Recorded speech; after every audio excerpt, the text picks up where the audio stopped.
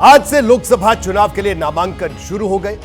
इसे आप चुनावी प्रक्रिया की औपचारिक शुरुआत कह सकते हैं। लेकिन चुनावी सरगर्मी के बीच पश्चिमी उत्तर प्रदेश की राजनीति नया मोड़ लेती दिखाई दे रही है। कैसे? वजह है बदायूं में 2 मासूमों की हत्या। बाबा कॉलोनी में मंगलवार रात करीब 8 बजे ठेकेदार विनोद ठाकुर के 2 बेटों 13 साल के आयुष और 6 साल के अहान की धारदार हथियार से हत्या कर दी गई। हत्या 2 सगे भाइयों जावेद और साजिद पर इसका आरोप लगा। आरोप है कि साजिद ने ही बच्चों की गला काटकर हत्या की। इस हत्या के बाद बदायूं में लोगों का गुस्सा भड़का तो लोगों ने कुछ दुकानों को आग के हवाले कर दिया।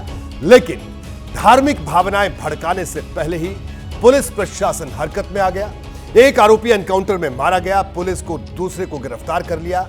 अब बदायूं में हालात भले ही काबू में है, लेकिन इस पर राजनीति बेकाबू हो चुकी है। इसकी शुरुआत हुई समाजवादी पार्टी की तरफ से।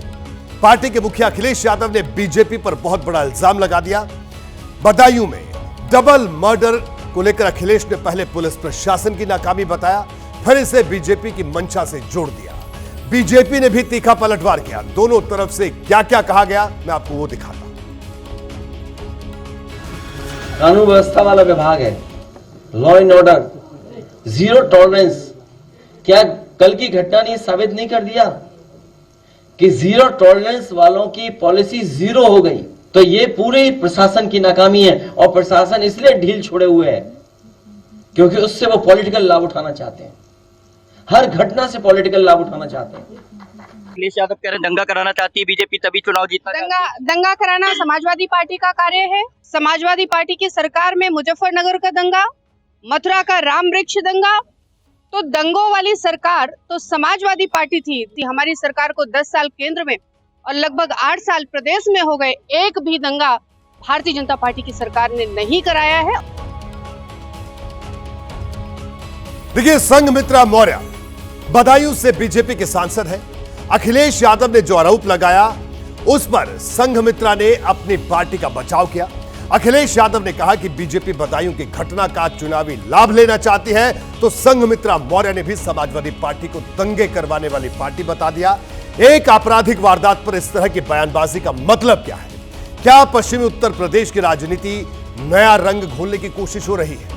अब मैं आपको सोशल मीडिया प्लेटफॉर्म एक्स पर समाजवादी पार्टी की एक पोस्ट दिखाता हूं। इसमें लिखा क्या है? इसमें यह लिखा है कि बीजेपी यूपी में दंगा फसाद सांप्रदायिक तनाव खड़ा करके चुनाव जीतना चाहती है और इसी कारण से ऐसी घटनाओं को खुद अंजाम दिलवा रही है और जिलों में सांप्रदायिक तनाव पैदा करवा रही है।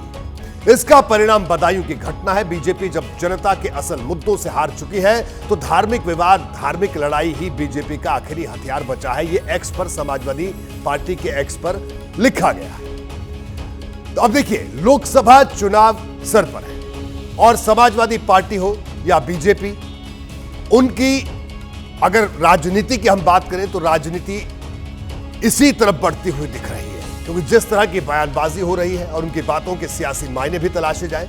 वैसे भी मारे गए मासूम और हत्या के आरोपी दोनों का ताल्लुक 2 समुदायों से है।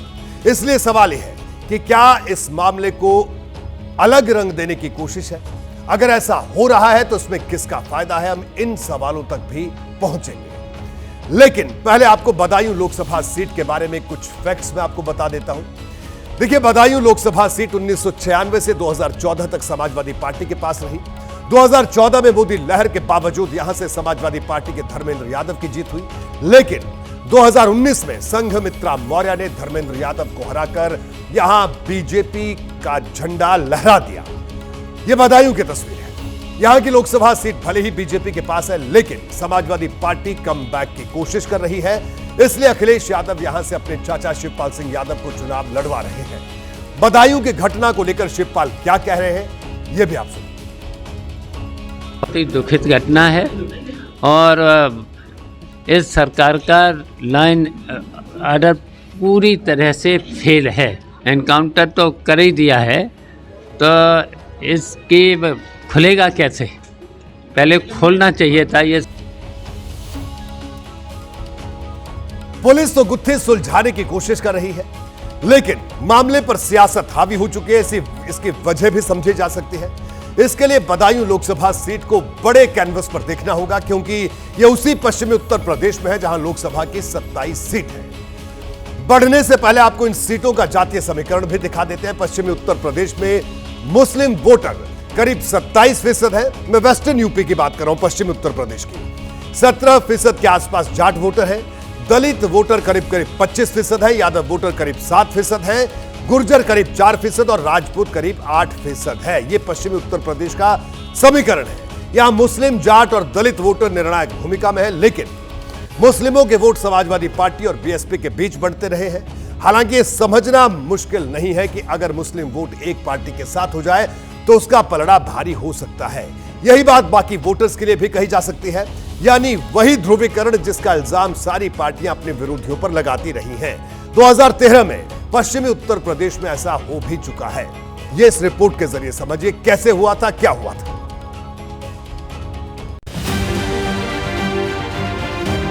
वो साल था 2013। उत्तर प्रदेश के मुजफ्फरनगर के कवाल गांव में कहासुनी से शुरू हुआ झगड़ा मारपीट में बदला और एक आदमी की मौत हो गई। मरने वाले का नाम था शाहनवाज। इसके बाद गुस्साई भीड़ ने मलिकपुरा गांव के सचिन और गौरव की बीच चौराहे पर पीट कर हत्या कर दी। इसके बाद मुजफ्फरनगर में दंगे भड़क उठे। लाठी, डंडों और हथियारों से लैस लोगों की भीड़ ने हिंसा शुरू कर दी और देखते ही देखते मुजफ्फरनगर सुलग उठा। 27 अगस्त 2013 से 17 सितंबर 2013 तक चले इस दंगे में 62 लोगों की मौत हुई। जब दंगे थमे तब धरपकड़ शुरू हुई और 6000 से अधिक केस दर्ज किए गए। कुछ आरोपियों को सजा हुई, कुछ जुर्माना देकर छूटे और कुछ बरी कर दिए गए। इसका असर दिखा सियासत पर। मुजफ्फरनगर कांड ने पश्चिमी उत्तर प्रदेश की राजनीति बदल दी। पश्चिमी यूपी के चुनावों में पहले जाट और मुस्लिम समीकरण राजनीतिक दलों का भविष्य तय करते थे, लेकिन मुजफ्फरनगर में हुए दंगे के बाद दोनों समुदायों के वोटरों ने अलग अलग रास्ता अख्तियार कर लिया। तब भारतीय जनता पार्टी ने मुजफ्फरनगर दंगे को लेकर खूब आवाज उठाई थी। तुष्टीकरण के आरोप लगाकर उस समय की अखिलेश सरकार को कटघरे में खड़ा कर दिया था। और इसके बाद 2014 में जब लोकसभा चुनाव हुए तो उसका असर नतीजों पर भी नजर आया। 2014 के लोकसभा चुनाव की अगर बात करें तो बीजेपी ने पश्चिमी यूपी की 27 में से 24 सीट जीत ली थी।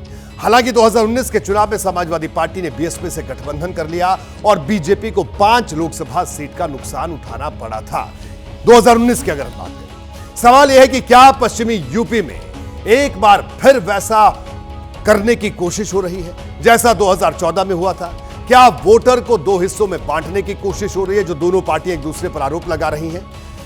जब आप नेताओं के बयान सुनेंगे तो बात अपने आप क्लियर हो जाएगी। समाजवादी पार्टी और बीजेपी के नेता क्या कह रहे हैं, मैं आपको एक बार वो सुनवा दूं। बीजेपी वाले हमेशा चुनाव के वक्त हिंसा करवाते हैं। अल्पसंख्यक बंधुओं के लड़कों ने उन बच्चों को बुलाकर किस तरीके से गला रेत दिया। समाजवादी पार्टी के लोग ही ये आतंक फैला रहे हैं, वो ये माहौल बना रहे हैं कि किसी तरीके से ये वोट हमारे पक्ष में आ जाए। तो इन्हें समाजवादी पार्टी को कहना चाहिए गलत काम हो रहा है भाई। जी हां, विरोधियों को घेरना और इशारों इशारों में अपनी बात कह जाना राजनेताओं की यही खूबी होती है। ध्रुवीकरण की बात किसी ने अब तक खुलकर नहीं कही है, कोई कहता भी नहीं है, लेकिन यह सियासत का ध्रुव सत्य है जिसे झुठलाया नहीं जा सकता। और हमने, आपने, सबने इसके कई उदाहरण भी देखे। सवाल यह है कि क्या बदायूं में हुई 2 मासूमों की हत्या के बाद हालात को उसी तरफ नहीं धकेला जा रहा? फैसला आपको करना है।